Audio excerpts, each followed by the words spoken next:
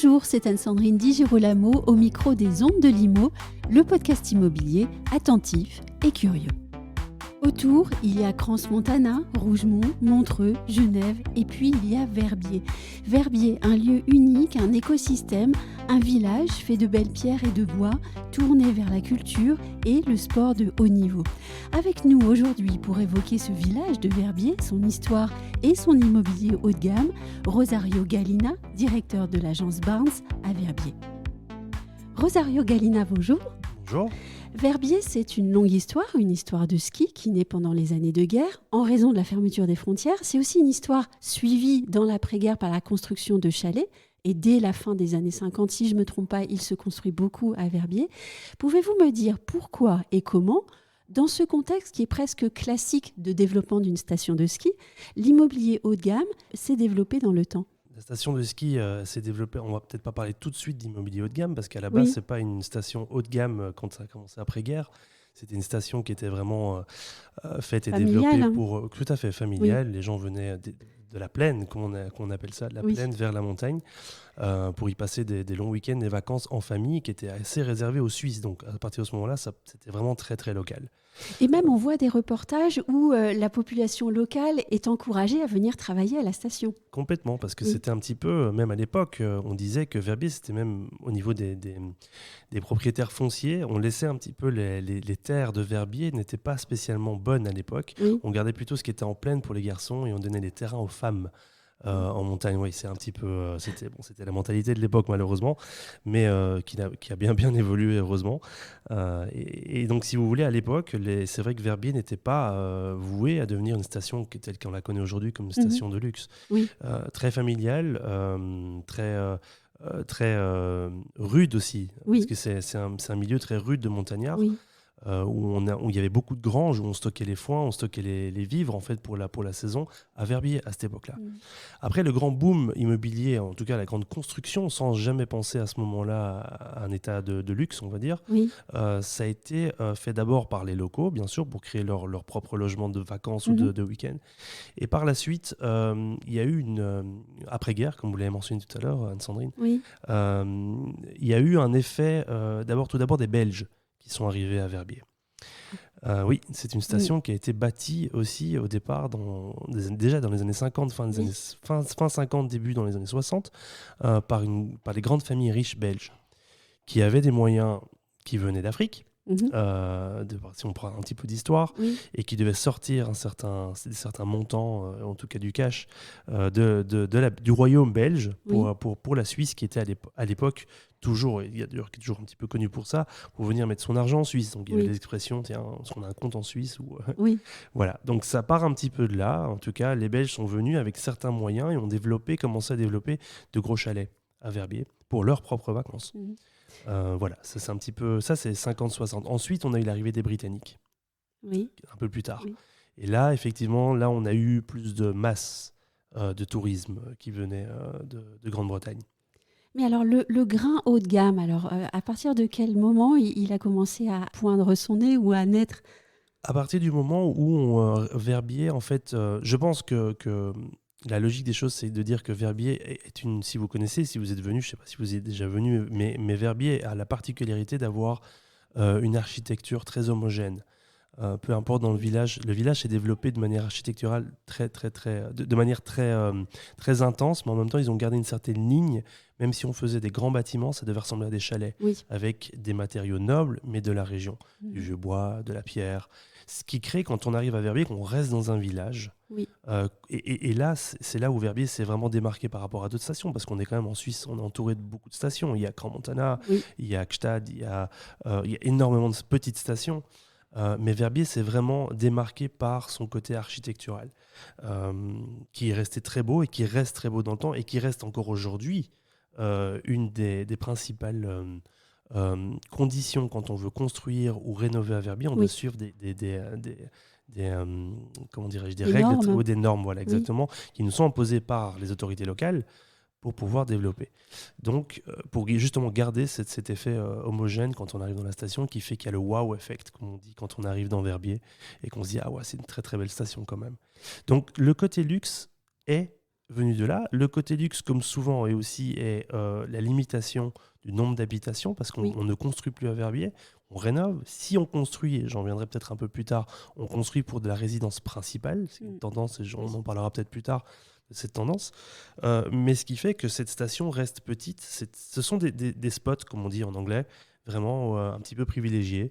On peut les comparer à des spots balnéaires comme Saint-Tropez, comme Saint-Barth, où nous sommes présents aussi. Bien sûr, c'est un peu notre ADN. Donc voilà. Et c'est aussi un écosystème, si je peux parler ainsi. Tout à fait. Il y a le ski, on vient d'en parler. Et d'ailleurs, Verbier vient d'être élu meilleure station de ski au monde. Il y a aussi un festival de musique classique connu internationalement. Il y a une école internationale très sélective qui vient d'ouvrir, le Copperfield College, une hôtellerie haut de gamme extrêmement connue, et bien d'autres éléments encore. Quel est le profil de la clientèle qui vient acquérir ou louer à Verbier des biens haut de gamme? Alors, c'est un point important. On parlait d'hôtellerie tout à l'heure, notamment. Vous me parliez de ça. Et c'est vrai qu'il faut bien se mettre, pour les personnes qui nous écoutent et qui ne connaissent pas Verbier, il ne faut pas s'imaginer que c'est une succession d'hôtels 5 étoiles. Justement, ce n'est pas ça. C'est tout à fait l'inverse. Et nous, on essaye d'ailleurs de faire venir aujourd'hui des hôteliers parce qu'il manque de l'hôtellerie à Verbier. En fait, c'est un village et une station de ski de propriétaires et locataires, mais très peu d'hôteliers. Et qui manque de main-d'œuvre en plus, sur l'année dernière. Donc c'est très paradoxal parce qu'on est dans une situation où il nous manque de la main-d'œuvre, on a une demande qui est énorme et on n'a pas assez pour accueillir. Donc vous voyez, c'est un petit peu le comble, mais ce qui maintient un petit peu l'esprit de luxe aussi et de privilège d'y être. C'est comme quand on vous dit on ne rentrerait jamais dans cette discothèque, il faut être sur la liste, etc. Eh bien, ça crée encore plus d'envie pour ceux en tout cas qui veulent venir de rester dans la file et attendre son tour. C'est un petit peu la même chose, l'effet de Verbier. Oui, c'est un petit peu exagéré, mais pour vous donner une image. Donc, l'hôtellerie manque. Il n'y a aujourd'hui que 2 5 étoiles, 2 hôtels 5 étoiles, dont un qui est très gros et un autre qui est plus petit, qui est plus familial, ce qui est sympa parce que justement, on peut proposer une activité plutôt familiale au chalet d'Adrien et plutôt internationale au W Hotel, qui fait partie de la chaîne Marriott et donc qui nous attire aussi une nouvelle clientèle international. On a des gens, il faut voir, quand vous êtes à Verbier pour l'instant, il y a énormément de monde. On entend des Brésiliens, on entend des Argentins, des Chiliens, on entend des Asiatiques. Il y a vraiment de tout aujourd'hui et c'est aussi grâce à cette implantation d'hôtels 5 étoiles, de grandes chaînes hôtelières. Mais il nous manque clairement de l'hôtellerie. Le profil, pour revenir à votre question, donc justement, c'est ça qui a changé au cours des dernières années, depuis qu'il y a eu cet hôtel notamment, c'est qu'on a un profil qui est devenu un peu plus large au niveau international. On a principalement, toujours ne jamais oublier les Suisses, parce que c'est clair qu'on a quand même énormément de Suisses, que ce soit de Genève, même de Zurich ou de Lausanne, francophones ou germanophones, qui viennent skier à Verbier et qui ont leur résidence secondaire à Verbier. Donc on reste quand même, on n'est pas dans un endroit que international, on est aussi très suisse. D'ailleurs, c'est aussi ma clientèle au sein de l'agence. Donc, le profil est très, très, très large, mais principalement, et comme les origines, je vous ai parlé au tout début, on a énormément de Belges, Britanniques évidemment, et s'est développé quand même ces 5 dernières années énormément de Scandinaves, qui est une très belle clientèle aussi. Mais, donc voilà, ça c'est vraiment le profil typique, belge, scandinave, britannique, et beaucoup de Français. On a quand même beaucoup de Français aussi. Avec des attentes particulières et spécifiques pour Verbier ou pas, par rapport à pour une autre station de ski importante? Alors, ils viennent, il faut savoir que le profil type des gens qui viennent à Verbier, ce sont des gens d'abord sportifs, parce qu'ils viennent d'abord skier. Et parce qu'on a 412 km de piste à Verbier, un domaine skiable incroyable et qui est énormément connu pour son hors-piste et son terrain de jeu favori des skieurs de haut niveau. Donc c'est vrai qu'on ne vient pas apprendre à skier à Verbier normalement. C'est pas fait pour, même s'il y a ce qu'il faut, mais c'est pas recommandé. Verbier, si vous voulez, si vous connaissez bien les stations françaises, c'est vraiment le mixte entre Chamonix et Megève. On a le sport de Chamonix avec l'offre de Megève. Au niveau gastronomique, au niveau boutique, pas au niveau ski, mais au niveau, au niveau ski, c'est plutôt Chamonix. Donc, si ça parle à vos auditeurs, à nos auditeurs, c'est le mix entre les deux. Plus petit. C'est vrai que c'est pas très, très grand, Verbier. Plus petit, et c'est aussi ça qui fait sa valeur, en fait. Tout à fait. Tout à fait. J'aimerais qu'on revienne avec vous sur le festival de musique classique, le festival de Verbier. Cette année, Ce festival va célébrer ses 30 ans, donc c'est une grande année. Et cette année encore, de nombreux très grands artistes vont s'y produire. Est-ce que c'est un événement que vous soutenez et pourquoi ? Oui, tout à fait. C'est un événement important. C'est vrai, quand on pense station de ski, on parle toujours d'hiver, mais il y a Oui, énormément de développement en été oui. aussi, pour de multiples raisons. Euh, Et le alors, futur est en jeu et le d'ailleurs. futur est Oui. tout à fait en jeu. Et d'ailleurs, les acteurs locaux y pensent beaucoup et investissent énormément pour toute la partie été et la partie la saison d'été, qui est très important parce que il faut aujourd'hui proposer des activités et un environnement de vie qui tout au long de l'année.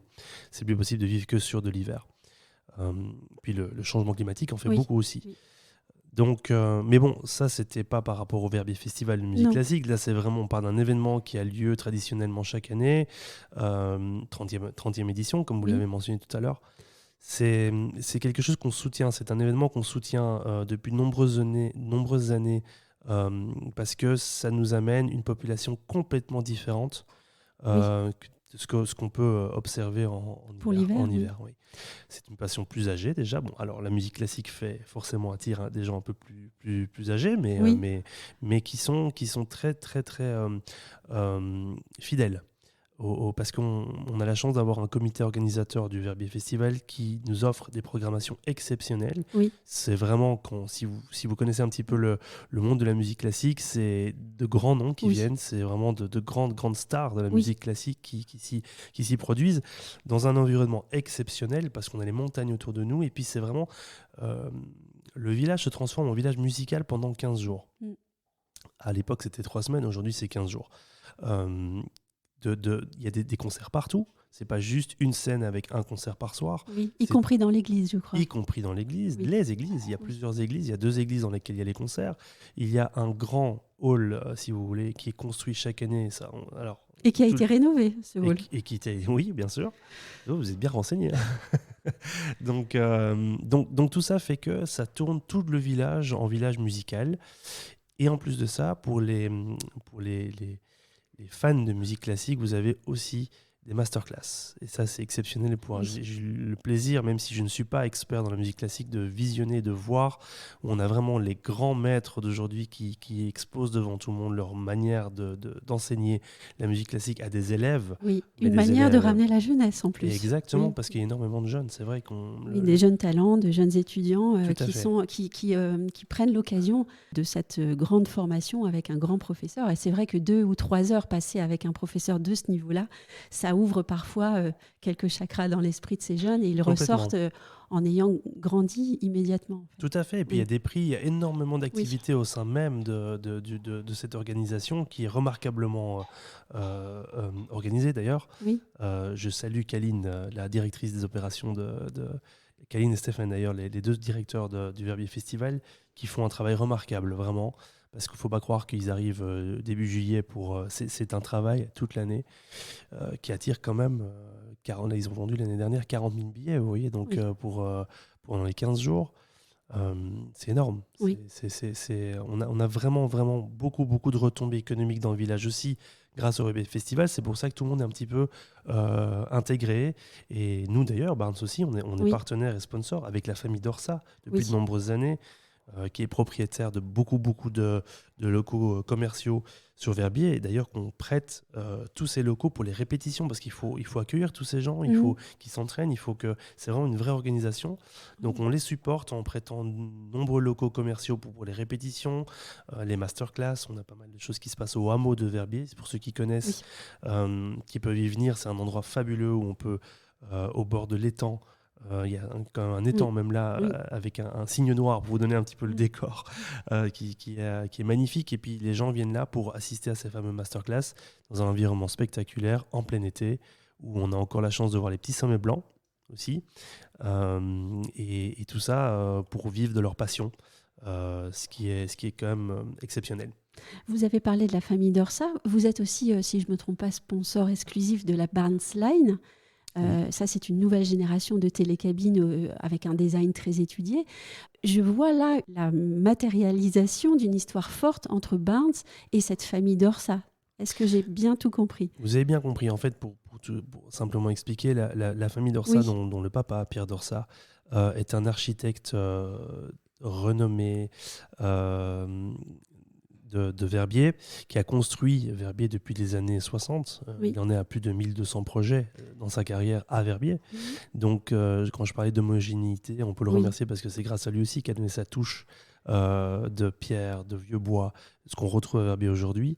Et voilà, donc il a 84 ans aujourd'hui, Monsieur Dorsat.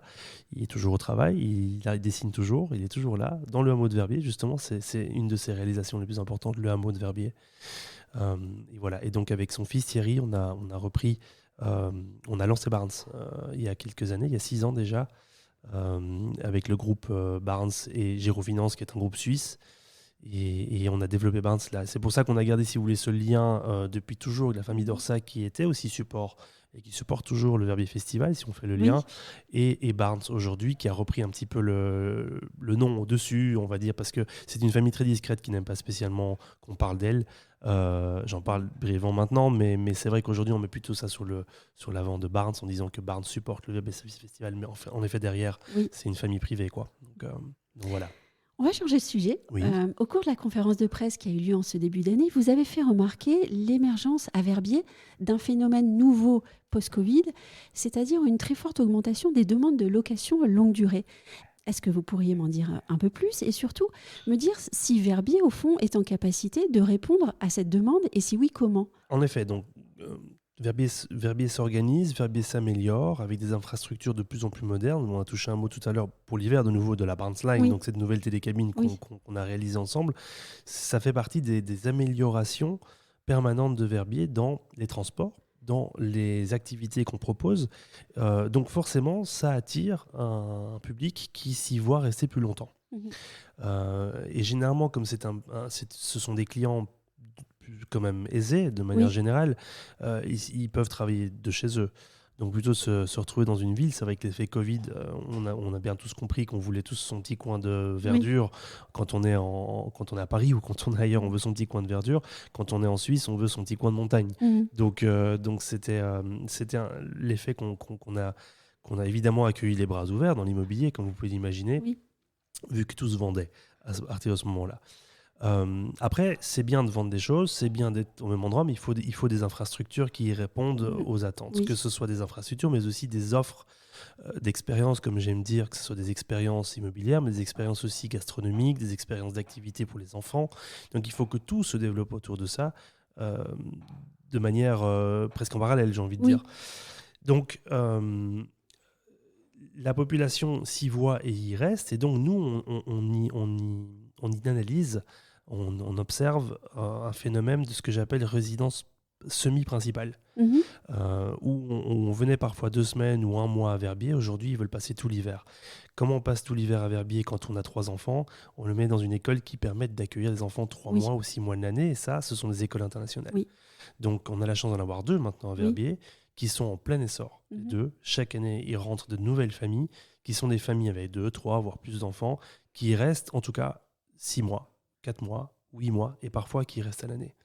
Donc, ce qui est important de comprendre aussi, c'est quand on est dans cette partie-là de la population, donc je dis étrangère, aisée, qui veulent pouvoir mettre ses enfants à l'école, on y va, on se dit, bon, il faut que j'achète. C'est pas la peine que je loue long terme, il faut que j'achète quelque chose et que je m'y installe.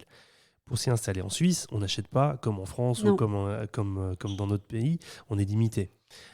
Généralement, je vous donne vite la règle très simple en fait pour les étrangers en Suisse. Quand vous venez, alors en Suisse, certains endroits en Suisse, il faut que ça soit une zone touristique, comme on appelle ça. Donc Verbier en fait partie. Il y en a d'autres. Il y en a au bord du lac, comme Montreux, mais par exemple Genève, Lausanne. Si vous êtes étranger, vous pouvez pas acheter en tant qu'étranger. Vous devez être résident suisse. Pour devenir résident suisse, vous pouvez acheter que dans les zones touristiques. Donc ces zones touristiques, dont Verbier, vous êtes autorisé. Il y a des quotas. On n'atteint jamais, mais il y a quand même des quotas. Et puis, vous êtes limité à 200 mètres carrés. Donc, quand vous êtes milliardaire et que vous voulez un chalet de 2000 mètres carrés avec votre piscine, petit, etc., 200 mètres carrés, ça ne vous va pas. Non. Donc, alors, ils ne sont pas tous comme ça, hein, mais quand même, généralement, 200 mètres carrés, ça ne vous va pas, c'est petit. À la montagne, c'est petit. Donc, il faut développer des systèmes où ces gens s'y installent. Pour qu'ils s'y installent, de nouveau, il faut que les infrastructures, les écoles, les autorités, l'administration, tout suivent. Et quand ça suit, ils s'y installent et ils restent. Donc c'est ce phénomène qu'on a et qui fonctionne très bien aujourd'hui, qui est agréable pour eux et pour nous, parce que ça nous permet de vendre aussi à des étrangers résidents qui s'y installent. Et dès que vous y installez, vous êtes comme un Suisse. Ça veut dire que vous pouvez acheter 1000 m², il n'y a pas de problème. D'accord. Donc voilà, c'est un petit peu le profil qu'on a. Donc c'est vraiment très lié aux infrastructures. Et comme tout s'améliore, les gens ont envie de rester et passer du temps. On va finir avec un état des lieux du marché. Peut-être la chose la plus simple pour vous, les quartiers les plus prisés, les biens les plus recherchés, pour quel budget ? Alors, les quartiers les plus... le quartier, c'est difficile à dire. Oui, les quartiers, c'est plutôt des zones, mais... C'est une question montagne, parisienne, oui, en fait. c'est vrai. Il n'y a pas de 16e, 9e, Non. 8e à Verbier. Il y a des endroits, effectivement, qui sont des noms de... Alors, ça ne vous parle peut-être pas, mais pour ceux qui connaissent Verbier, connaissent. Mais Oui. j'en parlais tout à l'heure, le hameau, justement. Oui, le hameau. Le hameau est un endroit privilégié parce que finalement, on y arrive à pied. Tout est développé, on garde sa voiture, on fait tout à pied, donc les enfants peuvent courir. Et c'est effectivement un endroit privilégié parce qu'en plus de ça, vous êtes au bord des pistes. Très difficile de trouver des appartements ou des chalets en bord de piste à Verbier. Mais on a dit tout à l'heure qu'on y venait pour le ski. Et d'ailleurs, la nouvelle école internationale est au pied des pistes, si j'ai bien compris. Oui, exactement, au hameau, tout à fait. Elle est située au pied des pistes et c'est vraiment, ça fait une grosse différence. L'autre école, il y en a une deuxième quand même, qui est en plein centre de Verbier. Elle n'est pas très loin non plus. Elle n'est pas très loin non plus. Donc, c'est vrai que quand on parle, pour donner une distance, on parle de 5 minutes en voiture. Oui. Donc c'est vraiment, on ne parle pas de grands resorts. Mais donc les plus recherchés, c'est le hameau de Verbier. Juste au-dessus du hameau, il y a les SR, qui est la continuité, si vous voulez, de la piste principale qui arrive au centre de Verbier. Et puis il y a évidemment l'ultra-centre, j'ai envie de dire, si on peut appeler ça comme ça, qui est du côté de la Barnesline, justement, qui s'appelle Médran, à côté de l'hôtel W. Et ça, c'est vrai que c'est une zone qui est très demandée parce que les clients veulent être proches des grandes remontées principales, tout en faisant tout à pied dans le centre par la suite et avoir accès à tous les restaurants, les bars qu'il y a dans la rue principale de Médran. Donc c'est vraiment les deux endroits principaux. Si on veut être plutôt côté... Alors nature, on l'est tout le temps, mais nature, c'est le hameau, les SR, et puis plein centre-ville, c'est plutôt soit plein centre, donc place centrale de Verbier, ou Médran, ça fait tout de suite 300 mètres, la rue principale. Donc c'est pas énorme. Donc ce sont les endroits les plus recherchés. En termes de prix du mètre carré, si c'est votre prochaine question, Sandrine, je pense que c'est ça que vous voulez me demander, ça bouge beaucoup. En fait, j'ai presque envie de dire aujourd'hui, je ne peux plus vous dire qu'il y a un prix au mètre carré à Verbier. Moi, j'ai traduit ça à un prix, c'est plutôt du cœur mètre carré. C'est plutôt le coup de cœur qui fait que... Vous n'êtes pas dans le ressenti au mètre carré, vous êtes vraiment dans le coup de cœur. Alors moi, je suis plutôt... Non, je suis plutôt rationnel. Mais les clients sont plutôt au coup de cœur. Donc c'est vrai, parce qu'aujourd'hui, on se retrouve dans une situation où on a tellement de demandes par rapport à l'offre qu'on a aujourd'hui à Verbier que... Ils se sentent presque obligés, les gens, de dire non mais c'est pas grave, je mets plus au prix du mètre carré parce que je sais qu'il n'y en a pas. Donc quelque part, on s'adapte un petit peu. Donc, on parle de entre 25 000 et j'ai récemment vendu 44 000 du mètre carré. Donc on dépasse même les prix parisiens. Je pense que ce qui est dingue pour nous de se dire qu'on dépasse des villes comme Paris, New York ou Londres au prix du mètre carré. C'est incroyable pour nous de se dire, on a toujours vu, je pense que vous avez vu un petit peu nos chiffres au prix du mètre carré dans les grandes villes de ce monde, lors de la dernière conférence, on dépasse largement parfois et c'est très surprenant, même si on sait que de nouveau c'est sur des quantités moins importantes, donc forcément on a des chiffres. Les chiffres, tout le monde les fait parler comme on veut, si vous voulez, mais c'est vrai qu'aujourd'hui, donc si on me pose une question, qu'est-ce que je peux acheter avec 1 million d'euros à Verbier ? Vous achetez un appartement à rénover de 1 ou 2 chambres. Voilà.